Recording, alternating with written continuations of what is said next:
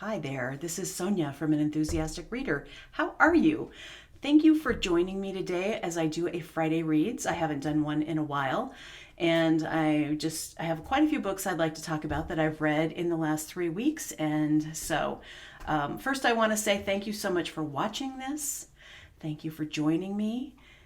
I'd like to say hello to the new subscribers that I have, and say hello to the old subscribers that I have, and say hello to the non-subscribers who are watching this video. Thank you. I'm glad to see you. The first book I'd like to talk about is Happy Go Lucky by David Sedaris. I listened to the audiobook, and I have to say I was pretty disappointed with this collection of essays.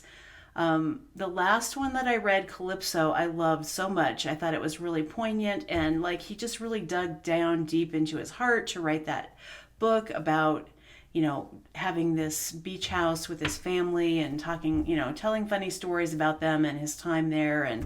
But also I felt like there was a lot of empathy and heart in that collection. And in Happy Go Lucky, I don't know what maybe the pandemic did to David or something, but he turned out to be quite a persnickety, kind of complaining person. There were a lot of weird things that he said about protesters and the inconveniences of lockdown and all the dinner parties he had and maskless, even though, I just felt that he was coming from a place of privilege and a place of just kind of cluelessness. And so I was pretty disappointed. There was one really standout essay that was the title essay called Happy Go Lucky, which was about his dad and the last days of his dad when he was in assisted living and how his personality changed, and he was actually kind of nice and this genial man. And it was a nice send-off essay, I thought, really nice. But then a couple essays later, it's just a very graphic and nasty essay about how his father was towards his sisters, and his sister, who is now deceased, had accused him of sexual abuse, and it didn't seem like anyone really believes her, and then she died. So I don't know, it just it wasn't for me. I listened to it all, and I did not enjoy it very much.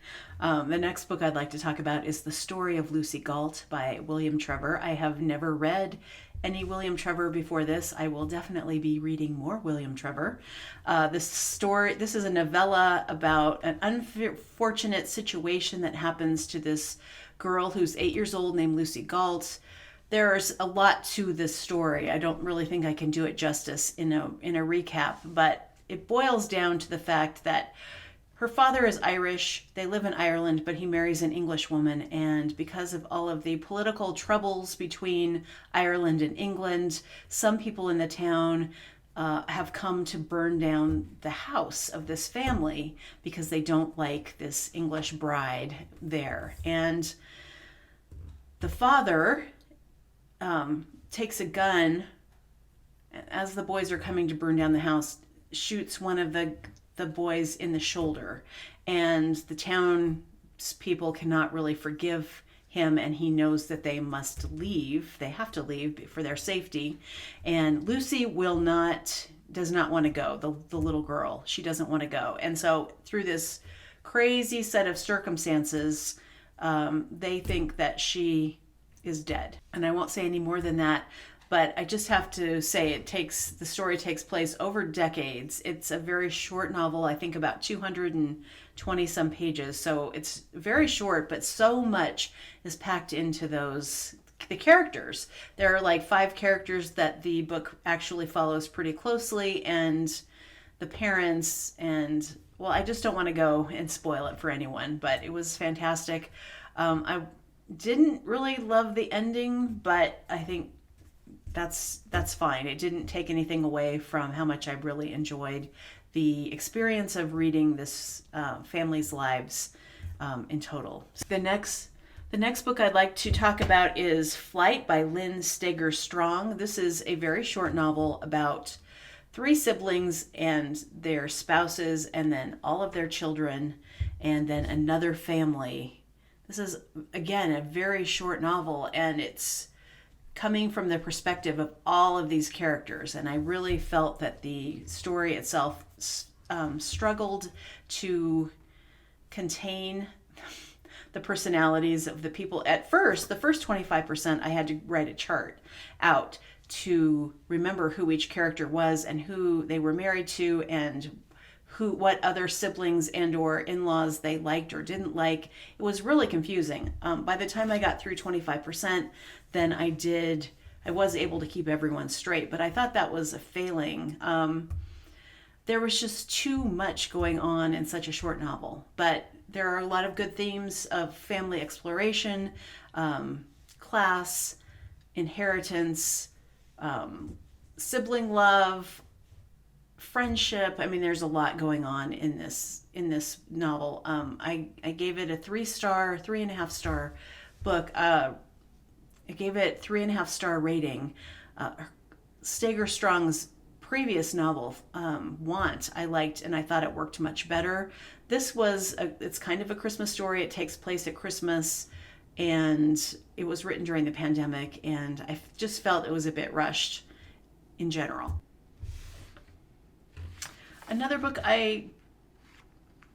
novel I just finished, and I raced through. I mean, I'm telling you, I stayed up till like 1 o'clock in the morning because I wanted to know what was going to happen, and I still couldn't finish, so I had to finish it the next day, is Corinne by Rebecca Morrow. This is a romance. I don't read a lot of romance, but it's also about fundamentalism in Christianity, where it's a family that has a lot of very, very strict rules, and these two teenagers fall in love through a variety of circumstances. It's not about them as teenagers. That's the beginning. And then the boy confesses their sin to his mother, and Corinne's whole life is turned upside down, and she and her family are cast out of this church, and she removes herself from the family as well. So then it's like 15 years later, and she's in her 30s, and what happens when she moves back to the city, Wichita, where her family is, to see if she can reconcile with them without rejoining the church.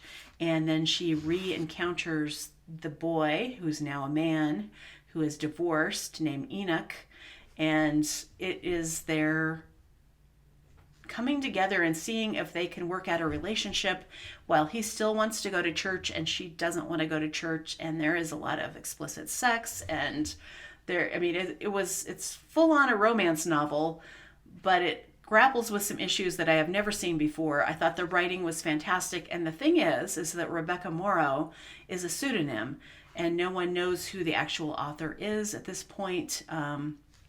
Someone posited that it was Stephanie Meyer, but no way, it's not her.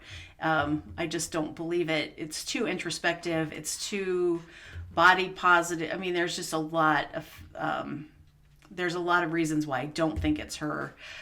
Someone had said it might be Curtis Sittenfeld, who is one of my all-time favorite novelists, but then I talked to a friend and she says she doesn't think it was Curtis, so I don't know who the author of this book is actually, but it was a really good read. The highlight of my reading for this period of time, since the last Friday reads, is Night of the Living Rez by Morgan Talty.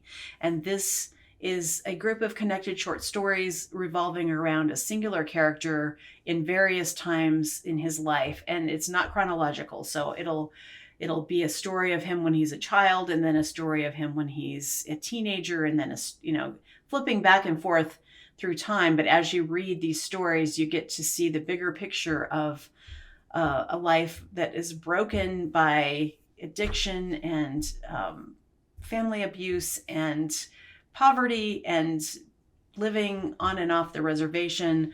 It was really, really good. The characters came to life. I felt like I could really, and it took place in Maine, the Penobscot tribe. And I saw Heidi of My Reading Life talking about this the other day, and she saw an interview with the author, and he wanted to make sure everyone knew that he wasn't writing a story of the entire reality of living in this tribe. Like, this is a singular story of himself or people he knew, fictionalized, but it's not supposed to be representative of the entire group of people. Just like any person writing a novel or short stories or anything isn't trying to represent an entire group of people. It's a singular experience. I don't think the stories would necessarily stand up on their own as well. I mean, they could, but I think you get much, much more understanding of what the author was trying to do and the lives of these characters by reading all the stories together as a whole. I can't wait to read more of Talty's work as he writes it. And the last book I want to talk about is 4 Seasons in Rome on Twins, Insomnia, and the Biggest Funeral in the History of the World by Anthony Doerr.